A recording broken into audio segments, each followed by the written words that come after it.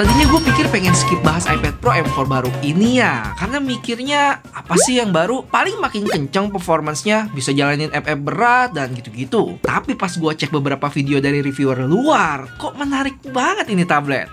Belum lagi dukungan aksesoris kayak Magic Keyboard terbaru dan Apple Pencil Pro. Serius, bakal seru banget video kali ini. Yuk kita bahas.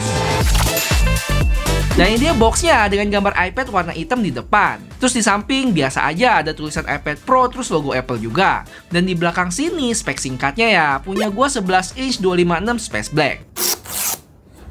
Pas dibuka udah ditunggu sama iPad-nya yang lagi tergeletak nih. Terus ada kotak lagi yang isinya kertas-kertas yang sering ditelantarkan. Tapi kok nggak ada stikernya ya? Ya koleksi gua ini harus terputus deh. Lanjut dapat kabel chargeran Type-C ke Type-C warna hitam ya. Keren nih, dan dia braided gitu, kayak ada kepangannya. Tapi kalau cek di website, kalau kalian pesen yang warna silver, bisa dapat yang warna putih. Habis itu ada chargeran 20 watt Type-C. Pas nyala langsung disambut sama logo Apple Croak. Dan kayak biasa ya, karena udah satu ekosistem, tinggal deketin iPhone aja. Semua data kita udah ke-copy ke iPad-nya. Kayak login akun, password wifi, dan lainnya. Sekarang kita update software dulu. Dan gue masih ada Magic Keyboard sama Apple Pencil Pro terbaru ya. Tapi sabar, kita kenalan dulu sama iPad barunya ini. Impresi gue sama iPad Pro baru ini satu kata, tipis banget, dan enteng juga ya. Cuman habis itu jadi ada perasaan takut gampang bengkok atau patah gitu. Ini sih wajib banget langsung disarungin pakai case atau Magic Keyboardnya yang bakal kita cobain nanti. Jadi tablet ini tebelnya sekitar 5,3 mili ya, yang mana iPad 11 inch model sebelumnya itu ada di 5,9. Lumayan lebih tipis setengah milian tuh. Untuk berat juga lebih ringan ya, sekitar 22 gram. Terus ada lagi yang gua notice, untuk kamera modulnya sekarang bagian yang bukan lensanya itu ngikut sama warna bodinya ya. Kalau dulu kan hitam semua di satu kotak gini. Lanjut ke bagian depan yang kalian mesti tahu kalau kamera selfie-nya itu udah pindah sekarang jadi landscape, bukan portrait lagi. Kalau buat spesifikasi, gue nggak usah jelasin panjang lebar. Gue tulis langsung aja di layar dan stop kalau kalian perluin. Paling yang mau gue highlight di sini adalah kalau kalian beli yang varian 1 atau 2 tera, ada dua hal yang berbeda. Yang pertama, kalian bisa punya pilihan buat beli model dengan display nano texture, dimana pantulan layarnya hampir nggak ada, lebih ke matte gitu. Gue sempat lihat di videonya iJustin dan wow sih, walaupun mesti nambah sekitar 1,5 jutaan lagi. Cuma dari sisi keakuratan warna dan kontrasnya patut dipertanyakan.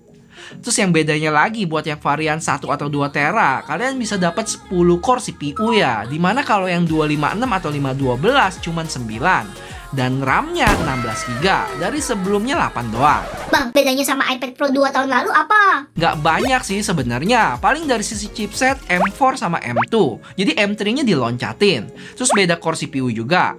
Habis itu untuk layar sekarang pakai tandem OLED, banding sebelumnya itu IPS. Sekilas aja buat yang baru dengar tandem OLED, kata Apple itu layarnya terdiri dari 2 OLED yang digabung jadi satu ya. Sehingga menghasilkan layar yang lebih terang, kontras, dan warna lebih akurat. Makanya brightness SDR-nya sekarang naik ya dari 600 nits ke 1000. Terus buat kamera yang baru ini justru berkurang, nggak ada ultra wide. Tapi kamera utama di iPad terbaru ini bakal lebih baik ya, karena ada upgrade dari sisi chipset M4-nya tadi. Habis itu penempatan kamera selfie, mic-nya berkurang 1 jadi 4, dan buat storage udah nggak ada lagi yang 128 GB. Next, sebelum kita lihat seberapa sakti performance M4 ini, yang mana gue penasaran sama skor Antutunya sih, 3 juta, 4 juta? Sabar. Makanya sekarang kita cobain dulu Apple Pencil Pro-nya. Cus, kita unboxing. Wah, buat boxnya sekarang ada gambarnya gitu ya, bukan yang polos. Dan katanya ada 5 desain beda. Jadi random gitu kita dapet. Kayak biasa ada kotak lagi yang isinya kertas-kertas yang jarang dibaca. Dan ini dia pensilnya. Secara tampilan mirip banget ya sama Apple Pencil biasa. Paling beda ya cuma tulisan di sini yang ada Pro-nya. Selebihnya sama. Yaudah, langsung aja kita konekin yuk ke iPad-nya. Habis itu ada pop-up kasih tahu kalau ada fitur-fitur apa aja di sini yang sekejap bakal gue cobain. Kita next dulu dan lanjut ke tutorial. Pertama kita disuruh squish atau apa ya bahasa Indonesianya? Pencet, remes, ya itulah. Dan saat kita remes bakal keluar toolsnya ya. Dan saat remes tadi ada haptic feedbacknya atau getaran kecil di pensil. Mantep sih ini, serius. Terus buat ini sama aja, disuruh catat-catat kayak biasa, jadi lanjut. Nah, ini dia fitur baru lagi, yaitu Find My buat pensilnya. Jadi buat yang suka ilangin Apple Pencil, nggak usah sedih lagi, bisa kedetek di sini. Udah kelar tutorialnya nih. Tapi masih ada fitur lain yang namanya Barrel Roll. Jadi pas deketin ke layar, nanti bakal ada bayangan yang kasih lihat bentuk pensilnya ya. Dan pas kita putar pensilnya itu bakal ngikutin. Fitur ini memungkinkan karena sekarang ada sensor gyroscope, yang mana bisa hasilin tulisan yang tebel tipis gitu. Tergantung sama goresan dan puteran kita dari pensil ke layar. Terus pas kita tekan lebih kuat, nanti garisnya bisa lebih tebel loh. Kalau double tap pun bisa buat keluarin penghapus. Sekali lagi gue harus bilang, haptic feedbacknya sih enak banget. Misalnya tiap mau pilih tools atau apapun itu bakal ada getaran tipis, bikin lebih imersif. Habis itu buat fitur squeeze ini dia ada settingannya ya. Jadi kalau kalian nggak suka keluarin tools, bisa diganti sama action yang lain. Terus Apple Pencil Pro ini bisa dipakai di iPad model lama nggak bang? Tuh sayangnya nggak bisa ya. Kalau gua cek di websitenya cuma iPad Pro sama iPad Air yang terbaru doang, yaitu iPad Pro M4 dan iPad Air M2. Alasannya kemungkinan gara-gara kamera selfie-nya tadi yang pindah ke samping, yang mana itu tempat nempelnya pensil ya. Jadi katanya dari sisi charging atau magnetik si Apple Pencilnya juga berubah. Mungkin loh ya. Dan sama halnya dengan kalau kalian punya Apple Pencil lama mau dicobain ke iPad Pro yang baru ini, nggak bisa. Lihat tuh, nggak kedetek sama sekali kan. Kata Apple sih, yang penting cuan-cuan-cuan bos. BTW guys, supaya usaha gue bikin video ini nggak sia-sia, boleh bantuin gue bentar aja buat like video ini ya, bakal ngebantu banget. Thank you.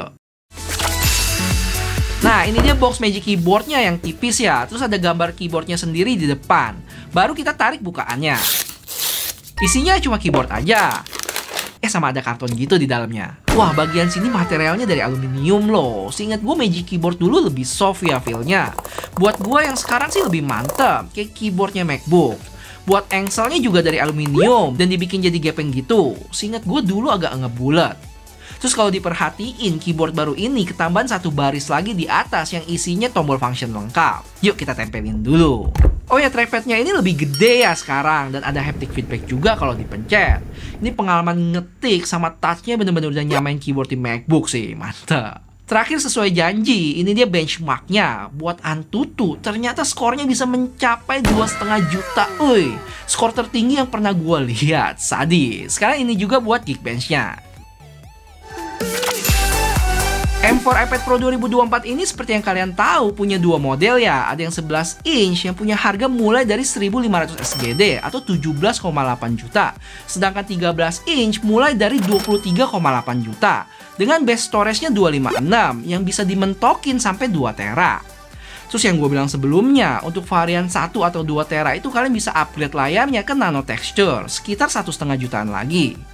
Dan kalau gue mentokin speknya, pilih 13 inch 2 tera dengan nano texture plus wifi plus seluler beserta aksesoris dan Apple Care, total mencapai 4.900-an SGD atau kalau dirupiahin 58,6 juta buat seekor tablet beserta aksesorisnya. Tablet loh, ini tablet, sadis. BTW buat yang minat mau sikat tablet ini, jangan komen atau DM gue buat nitip ya, upahnya mahal banget. Kalau mau yang terjangkau, bisa toel jasip rekomendasi gue, sg.chipshop. Bisa ke Instagram atau Tokopedia mereka. Jadi, apakah iPad ini cukup menggiurkan buat kalian? Tapi jujur, ini tablet gue yakin terlalu powerful sih buat kebanyakan orang, termasuk gue ya. 1 atau 2 model sebelumnya gue rasa udah cukup. Bahkan iPad Pro yang masih pakai chipset Bionic yang kelahiran 2018 atau 2020 masih oke kok. Cuma ya kalau emang kalian dananya berlebih, sikat aja. Punya gadget Apple terbaru selalu menyenangkan kok. Terutama buat yang demen ngegambar, bakal kebantu banget sama upgrade dari Apple Pencil Pro-nya.